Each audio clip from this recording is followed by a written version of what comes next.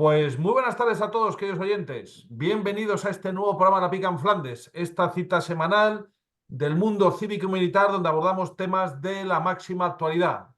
Distintos temas, asuntos que son expuestos, analizados y posteriormente debatidos. Es este programa dirigido, como digo, al mundo cívico militar, intenta ser un punto de encuentro, de opinión, de criterio, de seriedad, de análisis y también, como no, de pluralidad y libertad de expresión. Tenemos, como siempre, con nosotros una mesa de debate de primerísimo nivel. Tenemos con nosotros al general don Juan Cifuentes. Muy buenas tardes, mi general. Buenas tardes, Guillermo. Buenas tardes, César. Buenas tardes a todos los oyentes. Muchísimas gracias, mi general. Y tenemos también con nosotros a nuestro coronel, don César Collins. Muy buenas tardes, mi coronel. Buenas tardes, Guillermo, a la hora, mi general, y buenas tardes a todos los oyentes. Magnífico. Muchísimas gracias a los dos por estar con nosotros. Y el que les habla, Guillermo Rocafort, el presentador, veterano de la Legión y antiguo caballero legionario paracaidista Almogávar de Honor. Por lo tanto, como siempre, hacemos esta indicación y animamos a nuestros oyentes, por favor, que compartan los podcasts. Este es un programa que cada vez está siendo conocido más y eso nos llena de alegría, ¿no? El saber que nuestro esfuerzo, nuestra dedicación va teniendo su eco, pero siempre animamos a que lo compartan, porque hay que llegar a más gente. Es importante, ¿eh? Bueno, dicho lo cual, antes de empezar con temas de hoy que son súper interesantes, vamos a leer rápidamente las efemérides de esta semana, que como siempre nos presenta de una forma magistral el coronel Salafranca, al cual desde aquí le enviamos un cordialísimo saludo legionario al presidente de la Hermandad de Antiguos Caballeros Legionarios. Efemérides importantes: el 8 de febrero del año 1532, creación de la Liga Santa para luchar contra el Imperio Otomano, con Venecia y con la Santa Sede. Otra fecha importante, bueno, en la Guerra de Independencia, en las provincias americanas, se produce una serie de matanzas verdaderamente dramáticas entre aquellos que son leales a seguir con la metrópoli, y bueno, ello no nos impide a nosotros mencionarlo porque forma parte de nuestra memoria histórica. Además, cuando mataron a casi 1000 prisioneros españoles, la mayoría de ellos eran neutrales, fue un acto verdaderamente lamentable. Otra fecha importante: el 8 de febrero del año 1926, el coronel Mianasay es nombrado jefe del tercio. Creo que es la segunda vez. Es el propio general el que le cede el mando al fundador. Verdaderamente interesante esta alternancia en el poder en esta época, vamos a decir, primigenia de la Legión, la época heroica, ¿no? Otra fecha importante: el 10 de febrero del año 1926, el vuelo de Plus Ultra, que unió España, la España europea, con la España de América.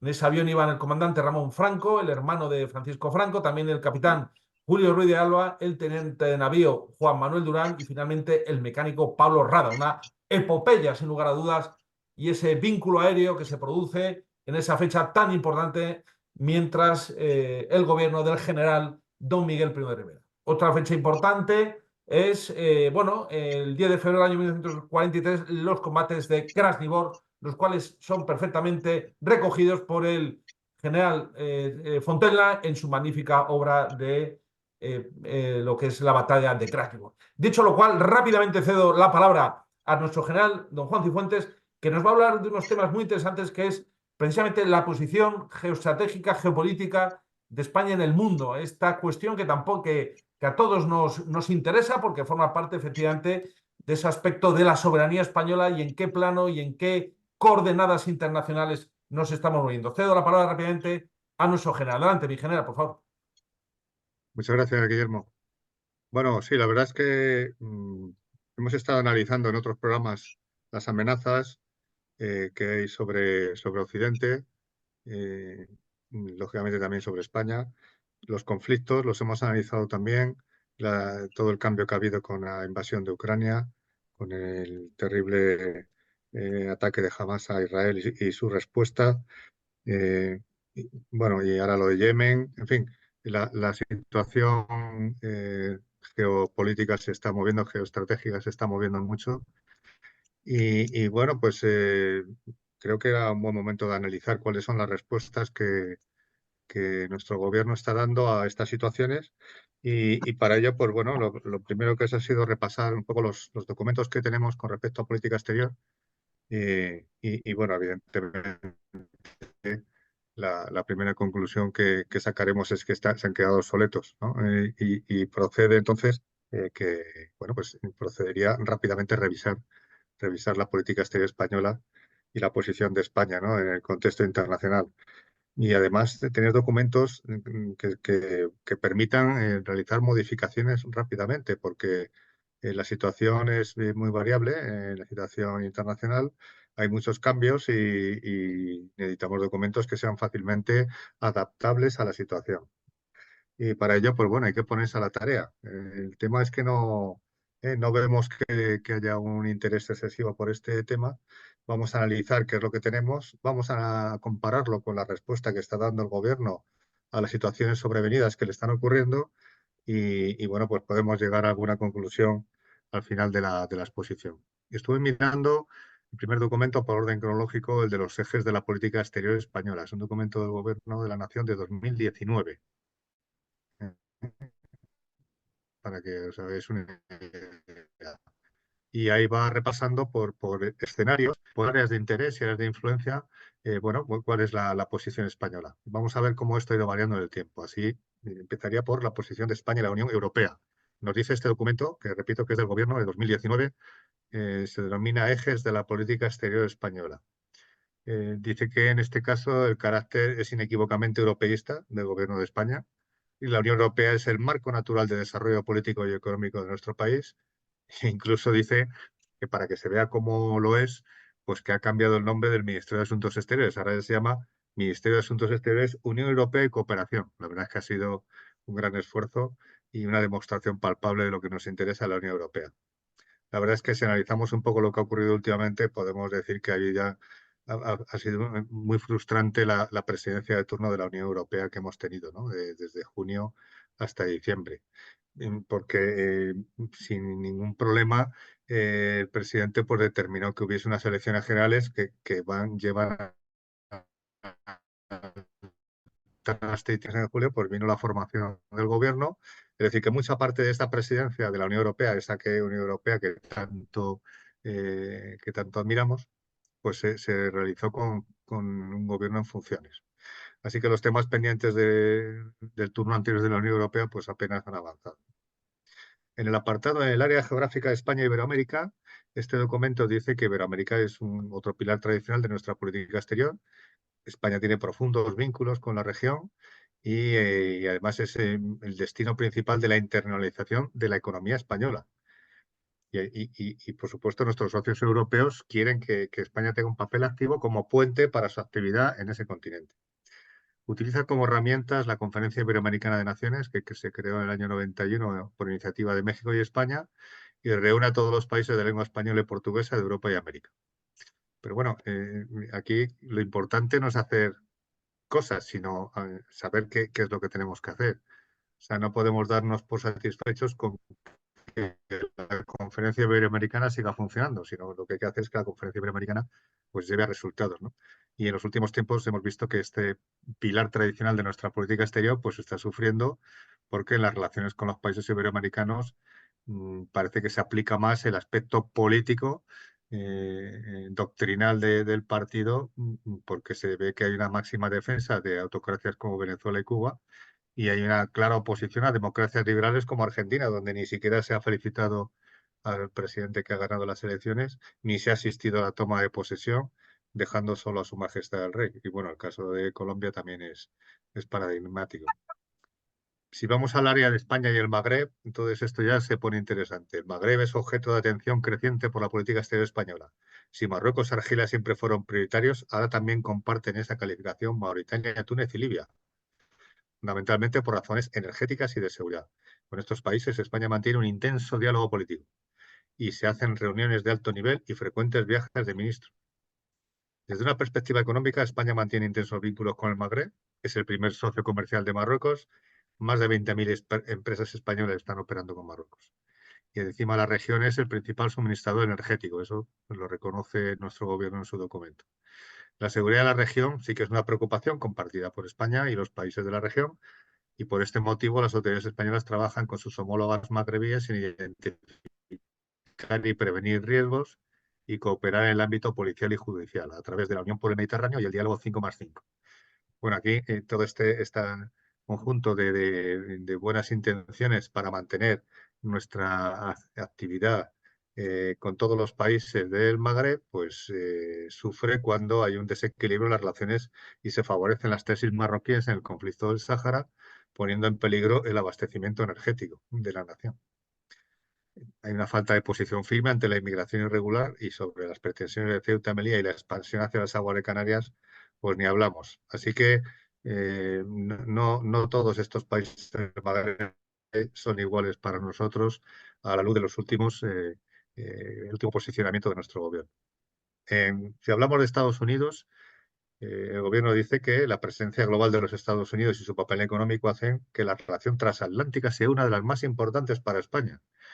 España actualmente es uno de sus principales inversores. El español, por encima, es la segunda lengua más hablada de Estados Unidos y es la lengua extranjera más estudiada. Pero bueno, la posición de España con Estados Unidos pues va según los días, ¿no? Unas veces se apoya al gobierno de Biden, otras veces se rechaza la política exterior de ese gobierno cuando intenta defender el libre tránsito de bienes y recursos. En fin, que aquí no tenemos muy claro y, bueno, por supuesto, según qué parte del gobierno hable de los Estados Unidos. En el área mediterránea, bueno, nuestro país alberga la ciudad de Barcelona, la sede de la Secretaría General de la Unión por el Mediterráneo.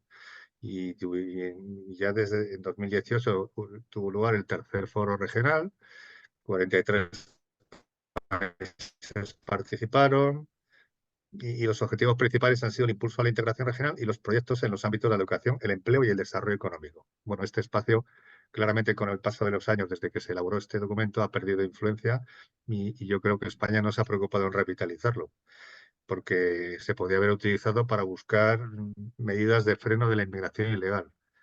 En fin, yo veo aquí palabras vacías y es un espacio vital mediterráneo por tener muchos intereses comunes con nosotros. Si hablamos de Oriente Próximo, dice el documento que dada la tradición histórica y cultural española, las relaciones con los países del Oriente Próximo tienen un horizonte más amplio que la tradicional buena vecindad.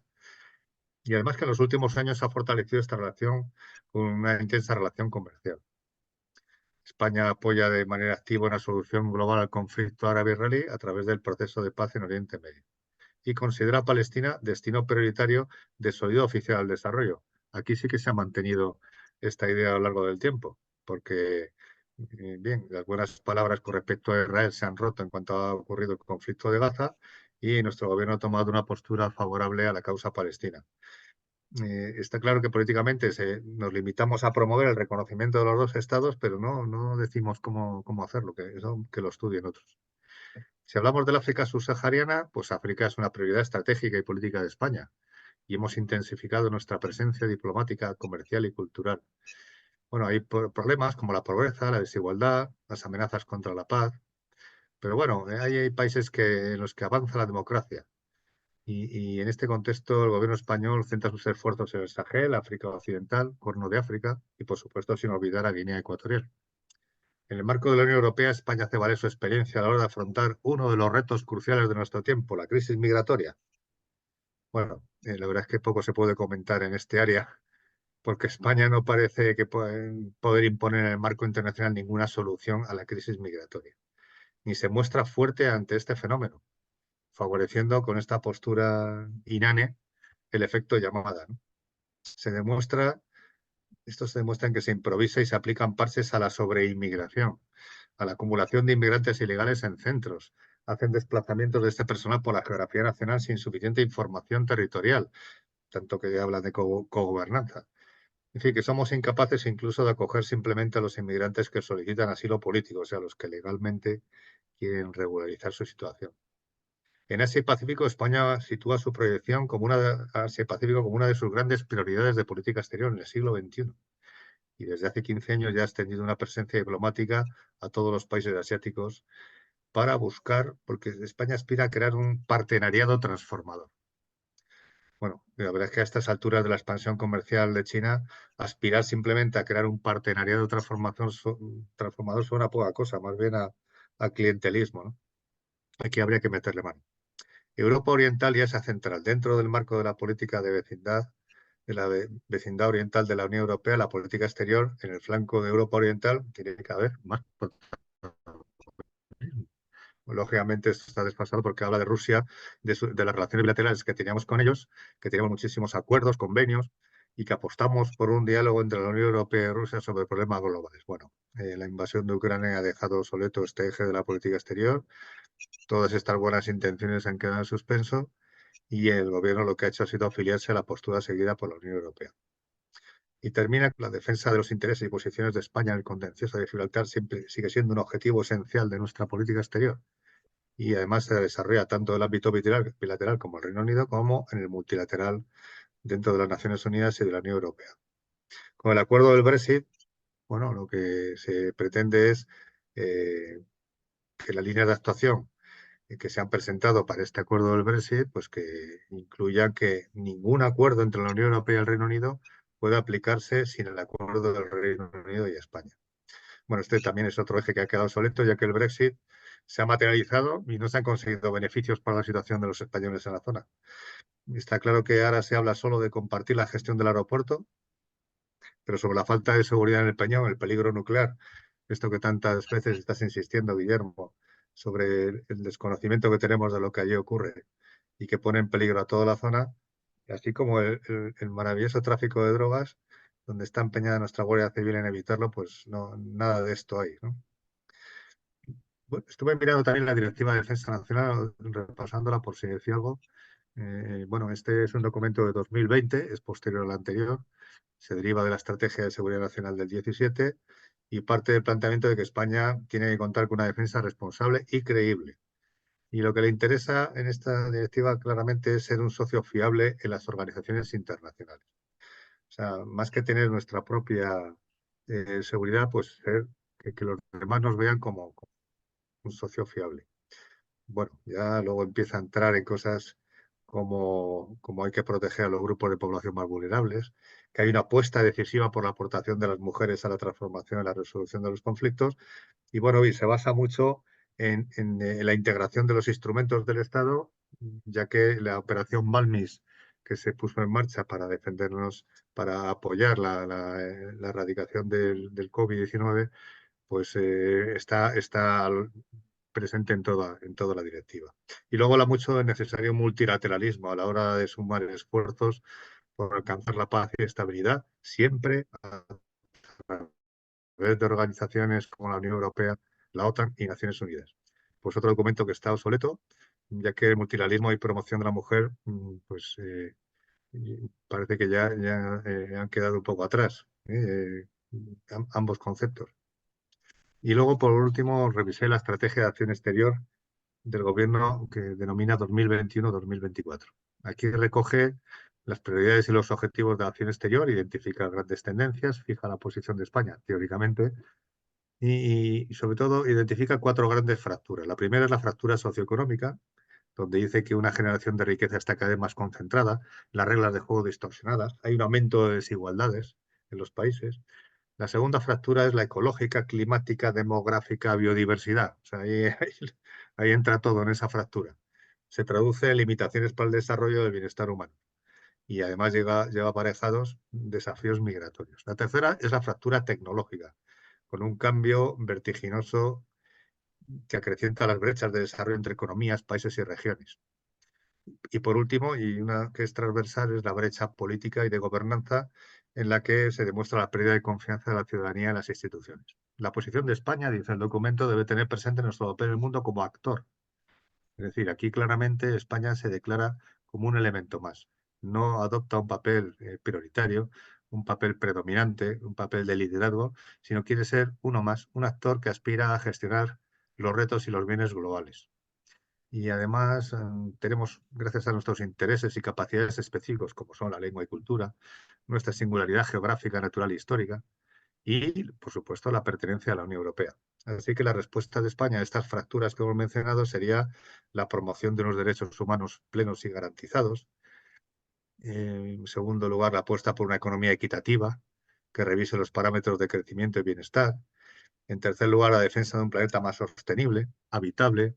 Se menciona que hay que utilizar la diplomacia climática, ya la cosa empieza a complicarse, la lucha contra la desertificación. Y por último, una voluntad decidida a contribuir en la mejora de los mecanismos de gobernabilidad total.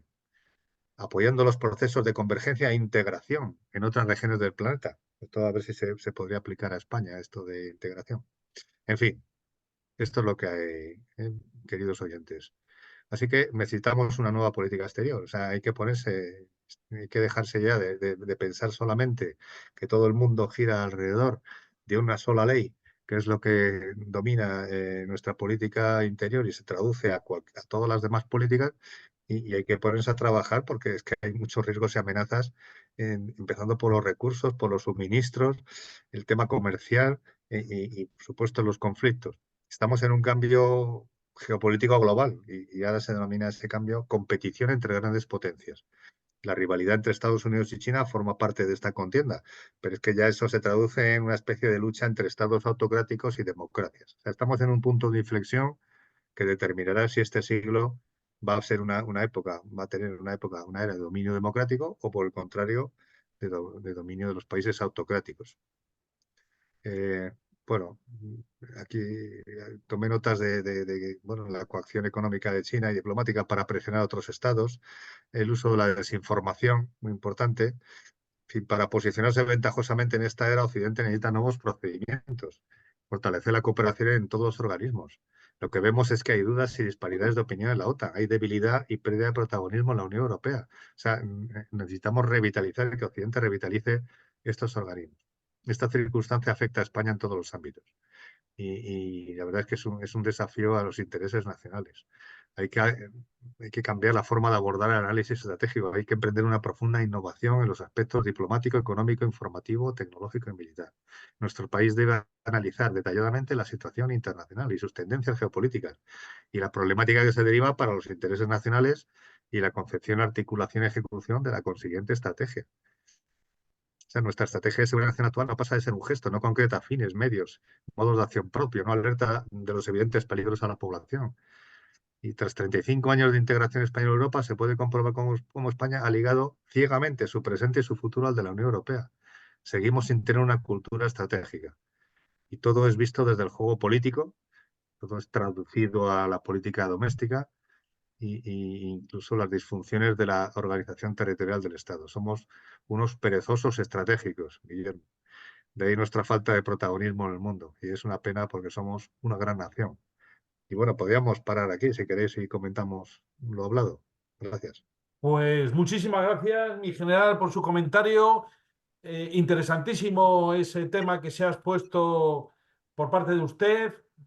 Me quedo con la expresión pereza Una pereza geopolítica. estratégica total. Porque Que lo hagan otros y lo que diga claro, la Unión Europea. Bueno, lo que necesitamos, diga la Unión Europea, excepto los jueces de la Unión Europea, claro, vamos a exacto, ver. una cesión de... Eso es una cesión preventiva de soberanía. Exactamente. Y lo que más me ha gustado es esa aproximación de la perspectiva de género. Yo creo que ahí vamos muy encarrilados. Bueno. Eso ya es Una mensaje. diplomacia feminista en toda regla, ya Exacto. verás.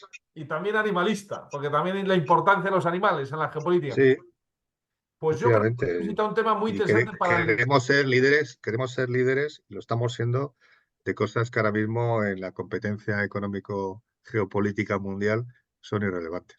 Exacto, Pero bueno, así es. somos líderes de lo pequeño. Exacto, exacto. Cabezas de ratón. Pues cedo la palabra, es un tema muy interesante. Yo no sé si el coronel César Collins quiere comentar algo al respecto, mi coronel, sobre esta Sí, pereza geoestratégica, concepto interesante. pues sí, aunque la exposición del general ha sido muy completa, pues voy a comentar algunas cosas. Ujú. Eh, para nosotros debería ser muy importante la política con Hispanoamérica.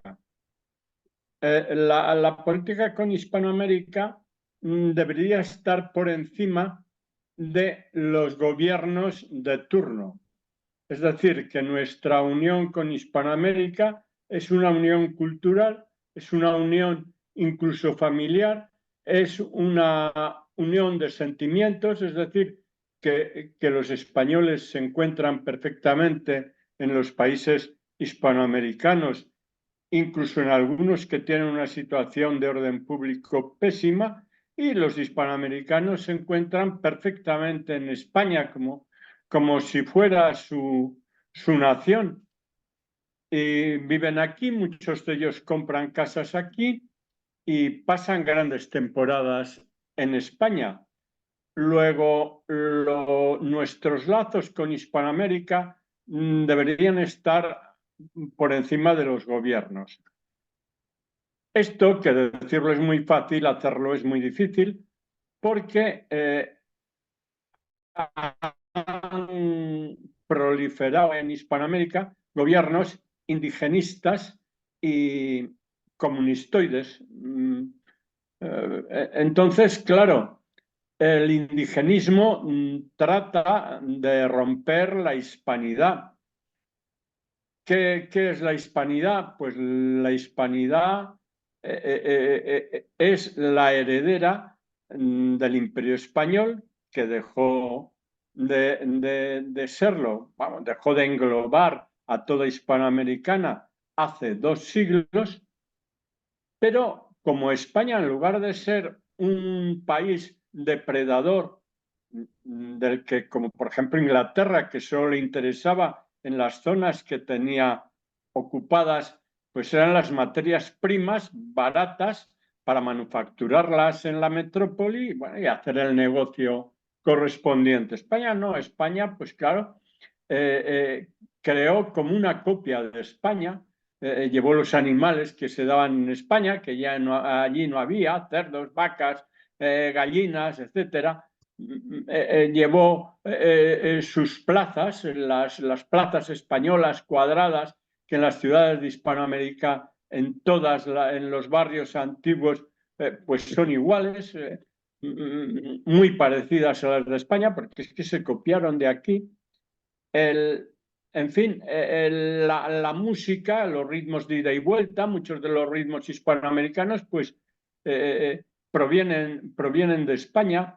En fin, tenemos una unión con Hispanoamérica pues muy grande. Por ejemplo, yo siempre doy como ejemplo una película muy buena de un director mexicano que se llama Alfonso Cuarón, que se llama Roma. Fue una película que le dieron el Oscar a la mejor película de habla, vamos, no norteamericana. Y en ella, los niños mexicanos, es curioso que al irse a la cama, que a César cuando yo era pequeño, 4 bolitos tiene mi cama, 4 angelitos acompañan mi alma, ángel de la guarda, dulce compañía. O sea que la unión con Hispanoamérica es muy profunda. Eso precisamente se quiere romper ahora con el indigenismo. Es decir, demonizar todo lo que proceda de España, por bueno que sea, y magnificar lo de las civilizaciones, antiguas civilizaciones indias precolombinas que han desaparecido. O sea, no existen. Es que además lo que se sabe de ellas se sabe gracias a los españoles, a Fray Bernardino de Sahagún y a otros que estudiaron las civilizaciones indígenas.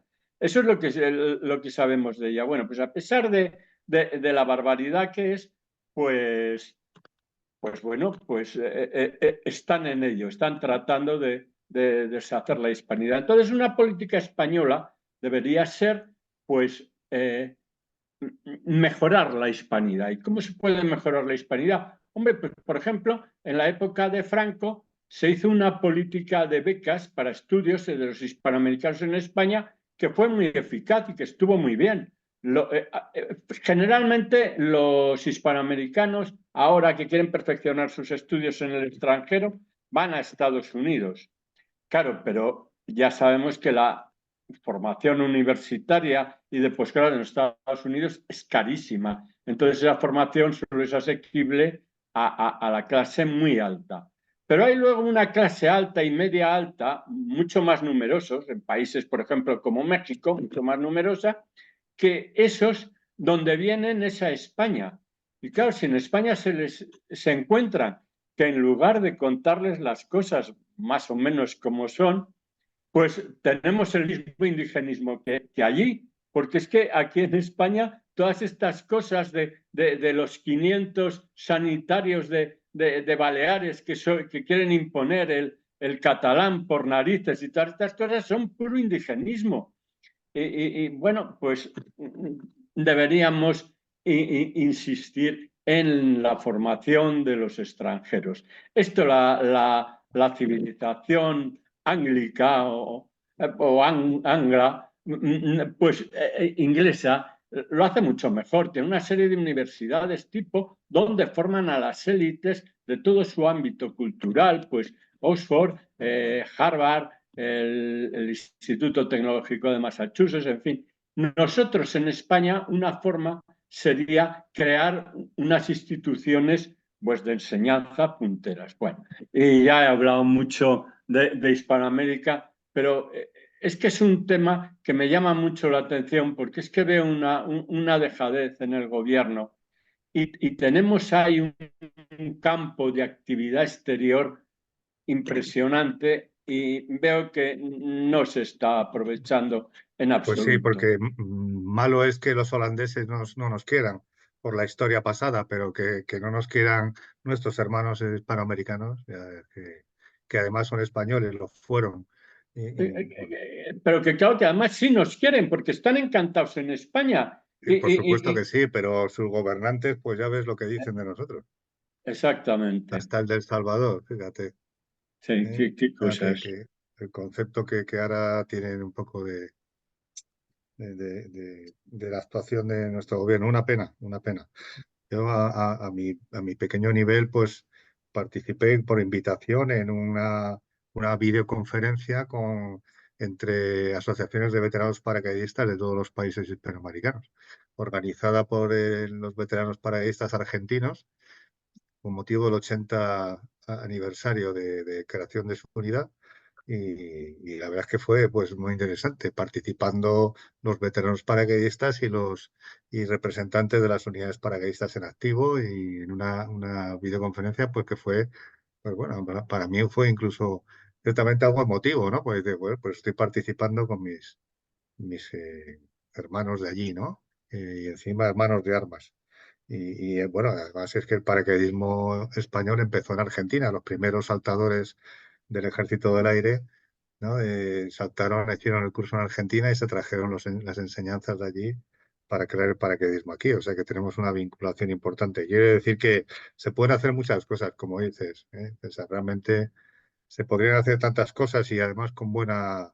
no sé, quizás a lo mejor nuestras empresas allí, pues yo no sé, yo creo que han trabajado bien. Conozco gente que ha estado en empresas allí desarrollando aquellos países, echando una mano, pero a veces oyes hablar y al BBVA no le quieren ver a Repsol, que si no, lo nacionalizo y le quito todo.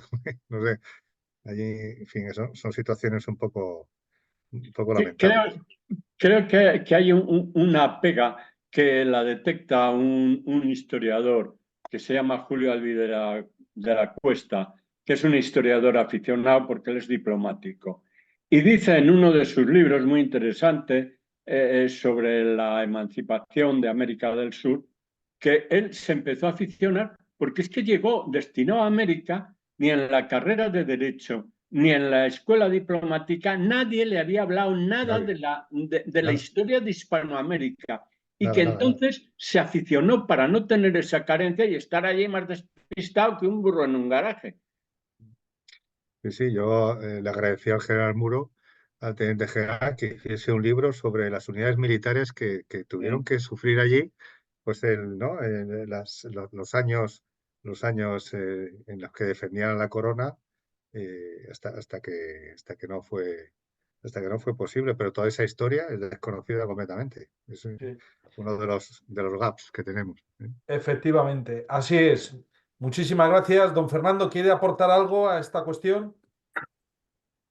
Pues sí, un poco primero siguiendo con Hispanoamérica, yo creo que es que todavía tenemos una mala idea de Hispanoamérica y mucho por eso lo que decía de pues este diplomático metido historiador y que tiene unos libros magníficos. Y es que ignoramos la historia de América, ignoramos América. Y me acuerdo hace poco hablando con una persona que ha estado trabajando por allí, decía que muchas veces la gente que viene de España todavía se cree que viene a ver a los indios y que vamos, y que todavía están allí atrasados. Como antes, cuando mejor porque tengan un menor nivel económico, cuando mejor la persona con la que precisamente está hablando pues está formada en Estados Unidos y en alguna de las mejores universidades europeas. Entonces, mucho de rechazo, digamos, al tema español se produce por cómo muchas veces hemos ido allí. Y después, bueno, pues también saber entender pues su propia particularidad. Pues que muchas veces desdichadamente también es muy negativa. Es decir, reconozcamos que Hispanoamérica eran unos países muy ricos y el problema es que han tenido una colección de gobernantes que los han ido echando abajo. España, Hispanoamérica ahora es relativamente más pobre que cuando era con la independencia. ¿Qué sucede? Pues empiezan a echar la culpa a al pasado colonial español, cosa que no hacían ni en el siglo XIX ni en la primera mitad del XX, Claro, cuando eran ricos. No le echaban la culpa a España. claro. Bueno, pues nada, lo dejamos para la segunda parte. Muchísimas gracias. Es un tema sin duda verdaderamente apasionante y nos quedamos con ese concepto pereza geoestratégica. Es importante una Bueno, hoja de ruta que, auténticamente española y que se Guillermo, sustente en la hispanidad. Guillermo, que hay que ser justos. Pereza estratégica lo he tomado de un artículo del coronel Enrique Fojón, Pues ahí queda dicho eso. Estamos ya... mi gran amigo y maestro estratégico. Pues ahí está, ¿eh?